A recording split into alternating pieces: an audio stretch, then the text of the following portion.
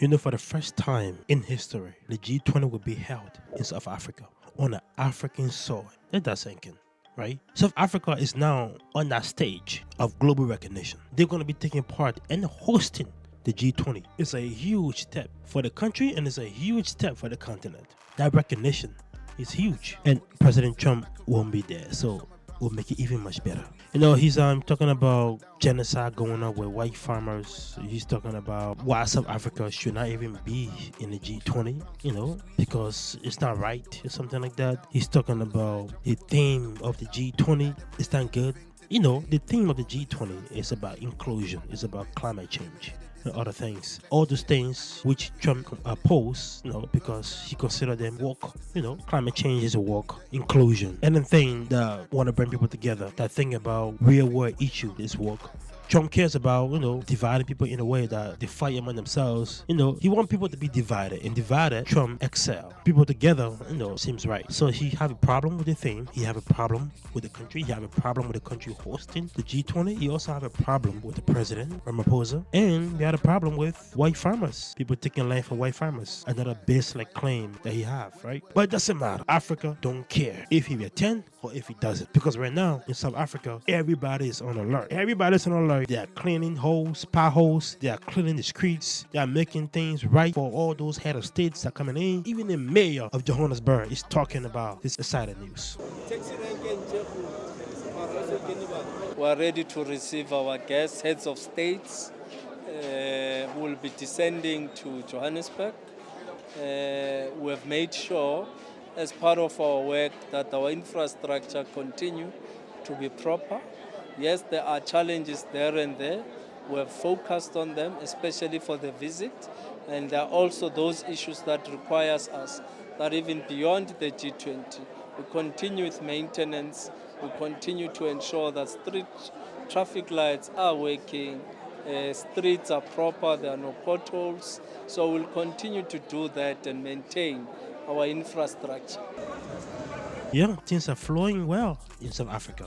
Now you must say that, oh, why are you waiting for the G20 to fix your infrastructure? Why are you waiting for a lot of people to come in the country, head of state, to want to clean up your environment or want to make sure things are in order, right? I don't know why. But they want to put up a great front because of the eye that will be on the country and the eye that will be on the continent overall. I'm sure Ramaphosa is doing great in the country. I don't know much about the politics that's going on. Some people don't like him because his policy in the country might be in the form of racist, because it might be favoring the black people more than the white people in the country. There might be certain things that's going on that may not fit the mold of what the West want, right? But nevertheless, South Africa was always owned by black folks, you know, due to the apartheid that happens. That's the reason why South Africa was overthrown by white people from Europe.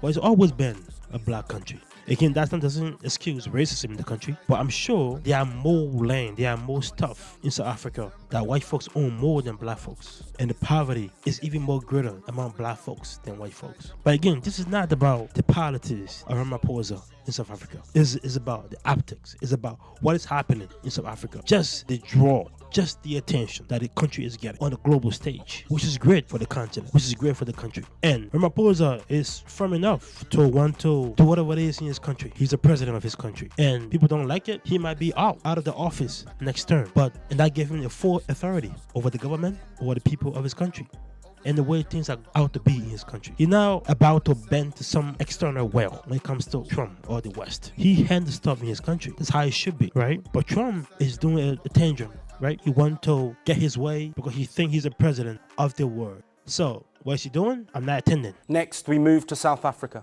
where tensions with the Trump administration are reaching new heights. This amid a US boycott of the G20 summit and claims of a white genocide in South Africa. The Group of 20, or G20 summit, kicks off in Johannesburg on November the 22nd and runs until November the 23rd. But with one major absence. No US representation will be present. And the South African government has once again hit back against the decision, stating the US has run away. Came and raise whatever issue that they have with our G20 theme, our agenda and our priorities. and engage them. And as I've said, the Sherpas, as we are speaking, are in robust engagements of negotiations and so forth. That is the nature of this platform. You don't run away from an engagement because of whatever concerns that you have. You confront the issues, raise them, and deal with them. That is well thought answer right there. You don't run away from your problems. You don't run away from somebody disagreeing with you. You don't run away from obstacles in your life, especially when you're the president or you're the president of America or you claim to be the president of the whole world, right? So you don't run away from those things. You approach them. You talk responsibly to the other side and see how deals are made. But you don't strong arm somebody. You don't come in to tell somebody how they should run their country or how things should be in their country. And if you want to come into that G20 and be more inclusion, set some goals, set some things that it should be like about, and let's have a clear dialogue about what you want. But don't pack your bags and run. Don't say, oh, you don't do this, we're not going to come. Africans don't care. The more Trump is like this, the more people don't care. We don't care. You're gonna got 3 years or 2.5 years, and then you out, and then you history. We don't care. They don't care about this. Ramaphosa don't care about this. Ramaphosa will still be president when you out, right? So you can scrum arm your way and let circumstances bend to your will. So you can skip all you want. Hello everybody, this is just a quick break. If you like the content, please subscribe to the channel. If you indulge yourself in this form of content about self-reliance and the empowerment of Africa as a whole, subscribe to the channel. Let's keep this going. Your comment, your viewership, and your subscription all very, very matters. Now, let's get back to the video. This month's long spat has refused to go away. The first major flashpoint was in May. South African President Cyril Ramaphosa was in the White House to meet Donald Trump for bilateral talks. Let's stop right there. Let's give you what it is. Look at this diagram right here. This is the event between South Africa and Trump since Trump entered office. Check this out. This has been the issue. This has been the issue ever since. So let's start from January 20th. He came to office, very happy. On February 7th, Trump issued an executive order stopping financial assistance to South Africa. Not just South Africa, to every country on the globe that kind of depend on the United States for some assistance. He like, no aid. It's a waste of money. It's a waste of food. It's a waste of time. No. He just canceled everything, including South Africa. Then, between the 20th and the 21st of February, U.S. Secretary of State Michael Rubio boycotted a G20 foreign minister meeting in South Africa. You just coming into power. People want to engage with you, want to meet with you, want to have a meeting with you, want to make sure economies and process are being followed and make sure everybody's on good terms. Right out the gate, you're like, hey, no, let's stop food assistance. Hey, you, do not go to South Africa. Let them do that. Then, May 21st, Ramaphosa and Trump meet in Washington. Before that, he was like, hey, people are being treated unfairly in South Africa. People are being treated unfairly. White are being targeted. And so Trump, bring some white African to the United States because they are being targeted. According to him, their land are being taken away from them. There was a lot of genocide against them. So Trump was not having it. So Ramaphosa came to Washington to meet with him and say, you know what, yo, let's meet. This is getting out of hand. You are talking all kinds of ways. So let's talk. Ramaphosa came to the White House and then he was ambushed by some kind of video about some extremist group in South Africa talking about, like, take our land back. We're going to do this to the white man. We're going to do that to the white man. He was just talking about all kinds of crazy stuff in that video. He just ambushed the South African president, showing all kinds of paperwork, all kinds of magazines about genocide videos and extremist group in the Oval Office. So Ramaphosa pushed back respectfully and said, if genocide was going on among white folks or against white folks in South Africa, my 3 people you see right here won't be here. They won't be with me. I would say if there was Afrikaner farmer genocide, I can bet you these 3 gentlemen would not be here, including my Minister of Agriculture. He would not be with me. So it'll take him, President Trump, listening to their stories, to their perspective. That is the answer to your question. All what South African president was talking about was going through Trump's ear like this. It was not even sticking. It was just going through. He wasn't listening. He wasn't trying to care about what the president was saying. He was trying to make it point and embarrass the South African president. Then from May, they'll go to July 30th. Trump said he might skip G20 because of South Africa some way bad politics. So yeah, out of the blue, I think I might skip the G20 because of the bad policy, about the bad stuff that's going on, about the horrible stuff that's going on in South Africa. I wonder if some countries just say, you know what, we don't want to go to America because of what Trump is doing to the Democrats or to what he's doing to the people of America. Can some consciences just employ that soldier here? Can some consciences have a voice when it comes to what the U.S. do when it comes to politics? No. It's always the U.S. trying to impose their will on other consciences. And Trump right now is abusing that. He's abusing that. So they go to August 7th. He imposed 30% tariff on South African product. Yep. He like, genocide going on. People are being targeted. No, let's just put tariff on you. He imposed 30% tariff on South Africa. Even when the president came from South Africa to meet with him and discuss with him what was actually going on, he wasn't listening. Like I said, those words was going through his head. It wasn't sticking. Then September 6th, Trump confirmed he won't attend G7 leader again. He won't attend. And then on the 7th of November, he said nobody in my administration will attend the G20. Just like that. This amid tensions over a fresh 30% US tariff and the growing global south. But what came next is what many have described as an ambush. President Trump made explosive and largely baseless claims that white South Africans are being systematically killed and slaughtered, and their land and farms are being illegally confiscated in South Africa. Ramaphosa hit back at these claims and questioned the legitimacy of footage shown by Trump supporting his claims. Those people were all killed. Have they told you where that is, Mr. President? No, I'd like to know where that is, because this I've never seen. Okay. And it was later confirmed that an image shown of what Trump called dead white farmers in fact came from Congo and not South Africa. Yeah.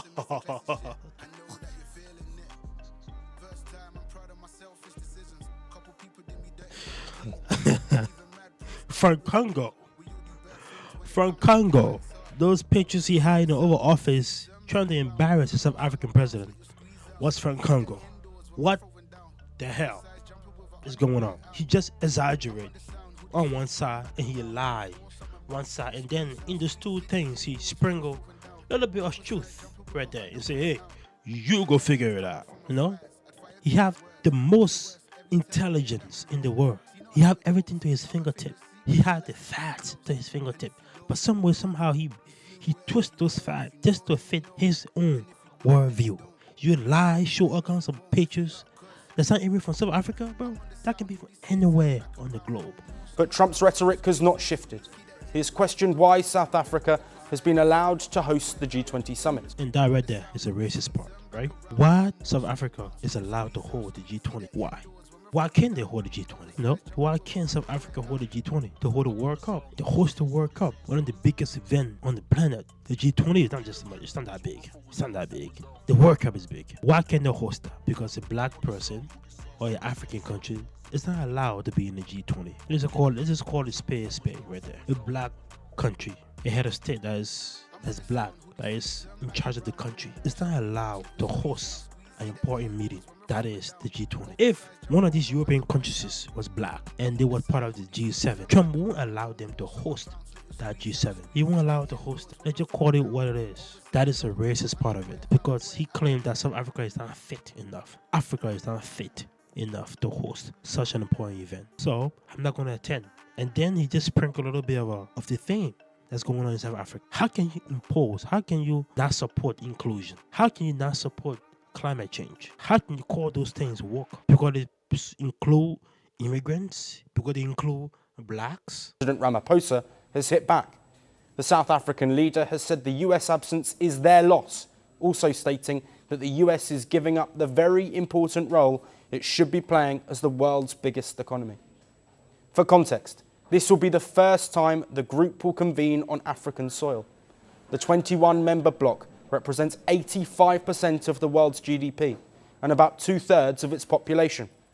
South Africa says it wants to use its G20 presidency to champion global South priorities. But this again goes against Trump's stance to fight against the rising South. Trump has singled out BRICS nations by imposing high tariffs, saying their policies are quote-unquote anti-American. So how impactful could the US absence be? Well, key agreements are set to be made on topics including climate, energy, finance and AI, among others. The boycotts could have long-term consequences across all of these sectors.